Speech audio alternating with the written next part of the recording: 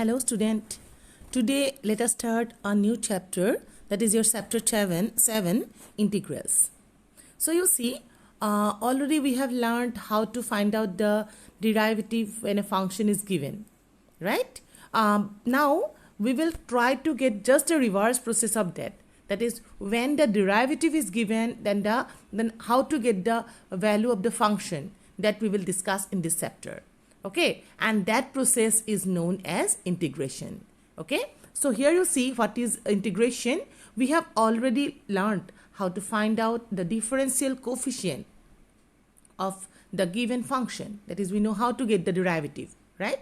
Okay, the process of finding out the function whenever its derivative is given is known as integration. That means, what is integration? We understand till now that integration is just a reverse process of differentiation. That means, when we know the derivative or differential coefficient of a given function, the process of finding out that function when derivative is known to you, that is known as integration. So derivative is given as an integration. The function is known as antiderivative or primitive of the given derivative. That means that function which will obtain is also known as what? Antiderivative or primitive of the given function. That antiderivative are also called indefinite integral. So what is indefinite? Integration. Hope you understand. The method of doing integral is known as integration. Okay, so integration, just to remember that it is nothing but the reverse process of differentiation. As we have got in algebra, that is the reverse of addition is subtraction. Similarly, reverse of multiplication is division. Like that, here also, just the reverse process of differentiation is what? Integration. Again, you see, integration may be regarded as a process which is the inverse of differentiation. There are two forms of integral we will discuss here. One is indefinite integral and other is definite integral. Okay, first we will discuss, that is our indefinite integral. So just to get the the definition, we will proceed like this. We will take a function, say fx be a function of x, and if you consider, suppose phi x with the derivative of fx, that means ddx of fx, or suppose we take the derivative of phi x and that derivative is fx, say. So here we can write down like this: ddx of phi x equal to fx, right? So in this case, if I bring this dx to the right side, it can be written as d of phi x equal to fx. Now you just, if you want to get this phi x only, that means the function whose derivative is known to you. How to get it? You have to remove this d, and when you remove this d, only phi x will be left here, and on the right side we have to use this symbol, and this symbol is known as a symbol of integration. Actually, this is nothing but just the elongation of this s symbol. Actually, integration also stands for sum, and generally, actually, from that word sum, we have used this symbol, just elongated this x, and then we have got this symbol. So what we have got? Phi x equal to integration. It is read as phi x equal to integration of fx into dx, integral fx into dx. So here you see the sign, this one is called the integral sign, and the phi x, this one is called what? Is an integral of fx. This is the result. That means here what we have done, the derivative of that function, that in this case when you do the integral of fx, we got is phi x. So phi x is called the integral of fx. And here you see dx. This symbol here, x, is used. So dx stands for what? Indicates the integration is performed with respect to x. That means here x is the variable in this case. And this fx in this integral of fx into dx is known as a integrand. Remember these things. These are very preliminary concept. Now we will go to what is the meaning of constant of integration. Just some time before we have done what? ddx of phi x. If ddx of phi x is fx, then d of phi x can be written as fx into dx. And what is phi x? Phi x is equal to what? Integral fx into dx. So here you see, we know the differential coefficient of, again, I'll go to find out consider a constant, and we know it, the differential coefficient of a constant is 0, is not it? Because we know it, ddx of c is equal to 0. So if I find out the ddx of phi x plus c, what we can write down here? ddx of some rule, ddx of phi x plus ddx of c. And ddx of phi x, just we have considered it as what? This one as fx. So in the place of ddx of phi x, we can write down fx, and ddx of constant is c. So here only fx is left. as earlier, if I want to find out this value, that is phi x plus c, what will have? This dx we have to bring to the right side, and in the place of this d, when you remove this d, we have to give this symbol of integration. And here you see both these things. Integral of fx dx is phi x, or again here we have seen it that integral of fx dx is phi x plus c. That means both these are same. So in the case of indefinite integral, we use this constant c. Actually the meaning is same. The value of integral of fx is phi x, but we put a constant of integration. This c is known as a constant of integration. And as this is not indefinite, this is indefinite. C can take different values, right? So because of the indefiniteness of this c, this integral is known as an indefinite integral, right? So this one you have to remember, that is what? When we have derivative of fx is derivative of phi x is fx, then integral of fx is equal to what? Phi x. That you try to remember as a definition. Now we will discuss some standard results. Actually these are just a reverse of this result we have got in derivative. Okay, and so first one, in derivative we have got ddx of x to the power n is n x to the power n minus 1. That is, n will come as a power when power is constant. Then that power will come as a product, and the power of x will be decreased by 1. But you see, in the case of integral of x to the power n dx, the power is increased by 1. That is x to the power n plus 1 by n plus 1. In case of derivative is n product plus c. Plus c always you have to give. Don't forget to give plus c for indefinite integral. And this result is not applied. You cannot apply this result for n is equal to minus 1. Actually, why? You see, if I put minus 1 in the denominator, then what? When minus 1 plus 1 give you 0. And denominator 0, the function will be not defined. Because of that reason, this result is not applicable for x to the power minus 1.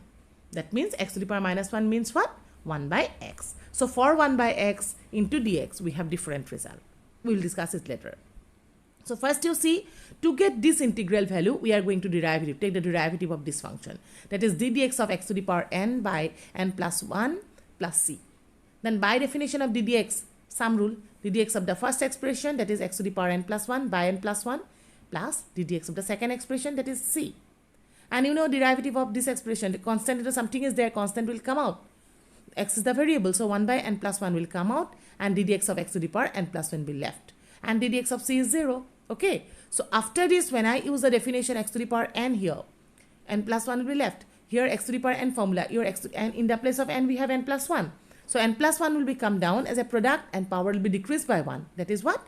N plus 1 minus 1, which is n. So this n plus 1 and n plus 1 cancel out, only x to the power n will be left. Now if I bring this one, if I keep it on the left side and bring this x to the right side, it become what? Integral of x to the power n into dx. So you see, we have got as a formula, that is what? Integral of x to the power n dx equal to x to the power n plus 1 by n plus 1. Actually this is your formula, but plus c we have to give, right? For the just to represent the indefinite integral. Now you see, when you have integral of only dx is there, integration of dx, that will be result will be equal to x plus c. How? Let us do it. You know ddx of x plus c. Let us find out ddx of x plus c means what? I have done it directly. ddx of x plus ddx of c. ddx of x is 1 and ddx of c is 0. So I have written here only 1. Then you see, when I want to write down this x plus c, I have to bring this dx to the right side. It become dx, and this, when I remove, integration symbol will be there. So what we have got? Integration of dx is x plus 1. Try to remember the formula. When we remember the formula, then only we can easily do the integration, problems of the integration. Okay. Now you see, in this formula, actually we can derive it from the previous number 1 formula also. Integration of dx, can you write down it as 1 into dx? Obviously yes, because 1 is everywhere. And 1 can be written as x to the power 0, because we know anything to the power 0 will gives you 1. Now if I apply the previous formula, because this formula cannot be applied for n is equal to minus 1. Other than minus 1, for any value we can write down. So here if I use it for 0, we will have what? X to the power 0 plus 1 by 0 plus 1, and 0 plus 1 is x by 1, x by 1 plus c, and that is equal to x. So what we have got? The ddx of x is integration of dx equal to x.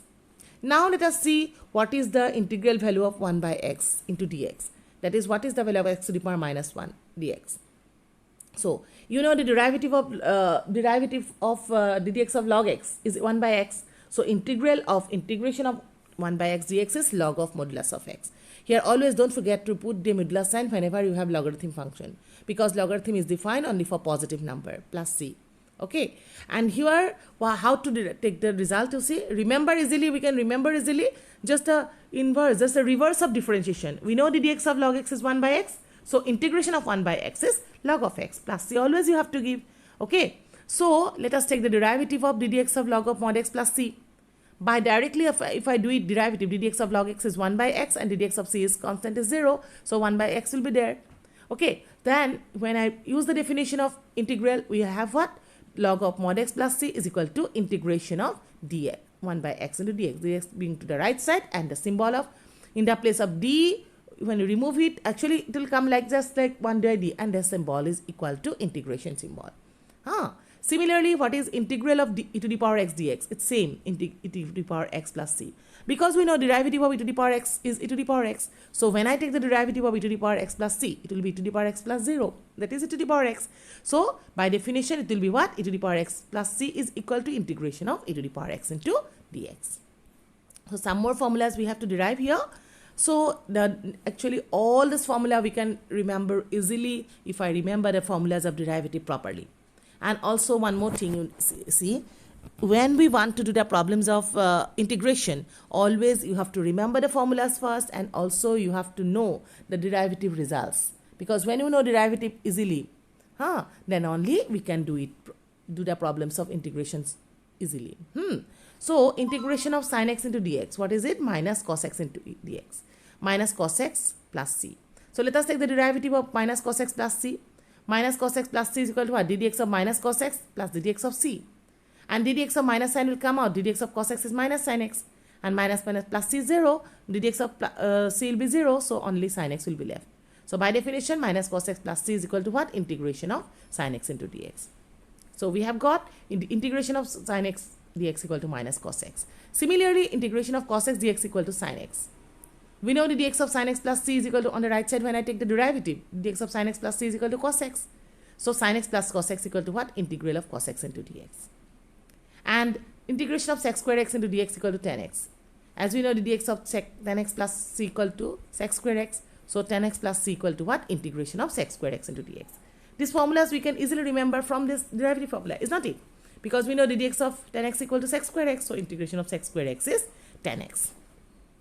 Same way, we know the dx of cot x equal to minus cos x square x. So when I bring minus to the right side, and cos x square x become minus cot x into plus c. So let us take the derivative just to derive it. Minus cot x plus c, minus will be there. The minus sign will be outside. The dx of cot x is minus cos x square x, minus plus. So this give you cos x square x, right? So minus cot x plus c is equal to what? Integration of cos x square x into dx. Same way, we know the dx of tan x equal to what? Sec x equal to sec x tan x, is not it? So integration of sec x tan x equal to sec x. So let's take the derivative, we will have our answer. Okay, hope you understand the procedure. Then integration of cosec x cot x is equal to minus cosec x. So when I take the derivative of minus cosec x plus c, minus sign come out, the dx of cosec x is minus cosec x cot x, plus c is 0. I have not written here the 0, and minus become plus cosec x. So when I bring this dx to the right side, it become d of minus cosec x plus c is equal to cosec x into cot x into dx. Then when I remove this d, only what? Integration symbol will be on the right side. Now if you notice these trigonometric formulas, you see, when the answer is just a trick to remember the formulas. When the answer is c, starting with c, cos, cot, cosec, cos, here you see, this is cot, and when it is cosec, all these are negative. As in the case of derivative, when derivative of the expression start with c, the answer is negative. But here, when answer is your c, then there will be a negative sign. So try to remember the formulas. Okay, few more formulas we have. So again, you see inverse trigonometric formulas. Hope you remember. The dx of sine inverse of x is 1 by under root of 1 minus x square. The dx of cos inverse of x is minus 1 by under root of 1 minus x square. So these formulas, from there we have got another formula of integration, that is what? Integration of 1 by under root of 1 minus x square dx equal to sine inverse of x plus c, or minus cos inverse of x plus c. So in problems, accordingly we are according to our convenience, we are going to use these formulas. So you see, first I am going to do the first part, that is, let us take the derivative of sine inverse of x plus c. You know ddx of sine inverse of x is 1 by under root of 1 minus x square, and ddx of c is equal to 0. I have not written this 0 here. So minus sine inverse of x plus c will be equal to what? Integration of 1 by under root of 1 minus x square into dx. Similarly, when I take the derivative of cos inverse of x plus c, as minus sign will come out, and then minus cos inverse of minus x is minus 1 by under root of 1 minus x square, minus gives you plus, so this one will be left. So what is this value? My integration. So here you see on the both side, integration of this is minus cos inverse of x plus c, or integration of this is equal to what? Sine inverse of x minus sine. This is equal to minus sign is not there. Okay, you don't write down this minus sign. Sine inverse of x plus c. So what we have got, integration of 1 by under root of 1 minus x square dx equal to sine inverse of x plus c, or minus cos inverse of x plus c. Okay, don't forget this formula.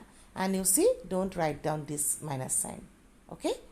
Now I go to the next formula, that is again in inverse function formulas. For 2 we are going to get the same answer, only the sign symbol will be different. So here also we have got under 1 by 1 plus x square into dx equal to tan inverse of x plus c, or minus cot inverse of x plus c. As we know, the dx of this is 1 by under root of 1 by 1 plus x square. So from there we have derivative. Similarly, you know sec inverse of x derivative is equal to what? 1 by x into under root of 1 x square minus 1. Similarly, cosec inverse of x equal to 1 by x into minus 1 by x into under root of x square minus 1. From there we have derived this two formula. Okay. And then integration of a to the power x dx is a to the power x by log of a plus c. When I take the derivative of a to the power x by log of a plus c, it will give you a first expression plus derivative of the second expression. First expression 1 by log a will be constant, come out, dx of a to the power x will be left. And what is the derivative of a to the power x? You know, that is a to the power x into log of a. This log of a will be cancelled out from numerator and denominator, only a to the power x will be left. So what we have got? This expression a to the power x by log x plus c is equal to what? Integration of a to the power x into dx. Some more results, that is properties of integral we have here. So the first property is ddx of integral of fx. When integration symbol and derivative is together, we have only fx will be there. Similarly, here also integration f dash x means also ddx of fx. It doesn't matter whether ddx is outside or integral symbol is outside. Integration of f dash x dx is also equal to fx plus c. Plus c here also we can give. So what does it mean? The process of differentiation and integration are inverse of each other. Because when I take differentiation and integration at the same time, we'll ultimately give the function. So here let us prove the result by taking fx. We have considered let fx be the antiderivative of fx, small fx. That means ddx of fx is equal to what? Small fx. Ddx of capital fx is one small fx. So d of small capital fx is fx into dx. So fx equal to integration of fx into dx. So just I am writing in the reverse on this left as a right, as a left hand side and right hand side. I just transpose, interchange, integration of fx dx equal to capital Fx plus c. Now if I take its derivative, ddx of integration of fx into dx, ddx of this expression we have to take. Then by definition of derivative we have to write down ddx of the first expression plus ddx of this one, and ddx of this is equal to what? Fx we have considered, plus c is constant, so fx will be there. So what we have got? ddx of integral of fx dx equal to fx. So integration and differentiation, when both of them comes together, only the function will be left. Similarly, when I take derivative of fx plus c, just to get the second part of the result, we have taken the derivative of fx plus c. Then this can be written as ddx of fx plus ddx of c by some rule. And ddx of fx, instead of writing this way, we can write down it as f dash x also.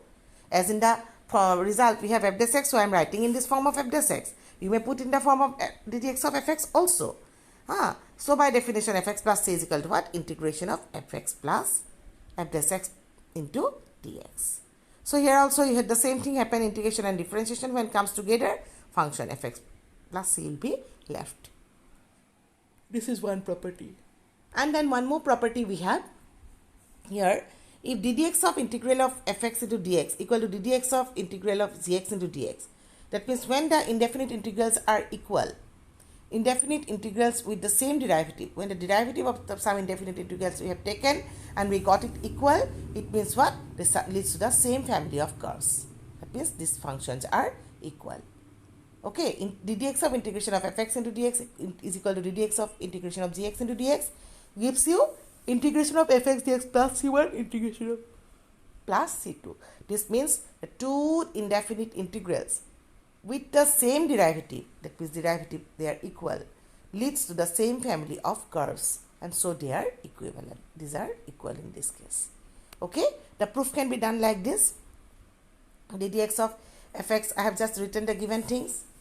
Okay, so that I bring to the left side, and then by definition of some rule of derivative we can take derivative outside. By difference rule, this one expression minus this is can be written. Now you say ddx of this whole expression is equal to 0.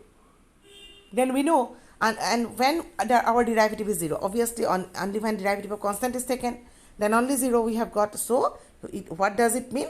This is equal to, this expression equal to constant, because its derivative is equal to 0, where I have written c is a constant. So I can write down integration of fx into dx is equal to integration of, I have bring to the right side fx into gx plus c. Now this c I have divided into two parts just to get the form as given in the result. That is what?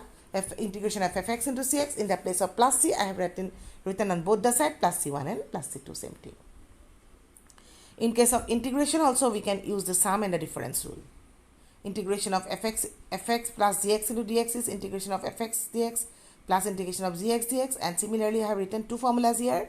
Integration of fx minus gx dx is equal to integration of fx into dx minus integration of gx into dx. So these are your sum and the difference rule.